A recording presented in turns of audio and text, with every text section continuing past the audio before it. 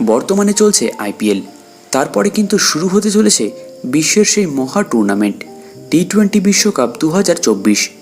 জানি এখন থেকেই প্রস্তুতি তুঙ্গে প্রত্যেকটা টিমের। টিম ইন্ডিয়ার প্লেয়াররাও 2-1 দিন পর থেকে যাওয়া শুরু করবেন আমেরিকার উদ্দেশ্যে। আর এরই মাঝে যুক্তরাষ্ট্র এবং ওয়েস্ট ইন্ডিজে আসন্ন টি-20 বিশ্বকাপ 2024-এর সেমিফাইনাল নিয়ে ভবিষ্যৎবাণী করেছেন ভারতের সাবেক ক্রিকেটার মোহাম্মদ কাইফ। কাইফ মনে করেন ওই মহা টুর্নামেন্টে যে 4টি টিম সেমিফাইনাল খেলতে পারে তারা হলো ভারত, নিউজিল্যান্ড, ওয়েস্ট ইন্ডিজ এবং অস্ট্রেলিয়া, না হলে পাকিস্তান। এমনটাই কিন্তু তার মতামত। নিউজিল্যান্ডের বিষয়ে উল্লেখ করে তিনি বলেছেন, আইসিসি ইভেন্টগুলোতে নিউজিল্যান্ড কিন্তু ধারাবাহিকভাবে ভালো পারফরমেন্স করার মাধ্যমে একটা দক্ষতার আস্থা তৈরি করেছে। এসব বিষয় তাদের সেমিফাইনালে থাকার প্রবণতা বৃদ্ধি করেছে।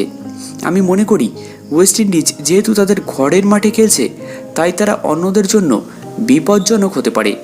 তিনি বলেছেন, আমি জানি না অস্ট্রেলিয়া বা পাকিস্তান তাদের মধ্যে কেউ সেমিফাইনালে যাবে কিনা।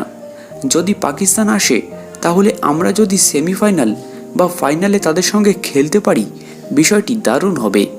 ভারত বনাম পাকিস্তান ফাইনাল, কেন নয়? কাইফ ভারতের সম্ভাবনা দিয়ে অনেক আশাবাদী।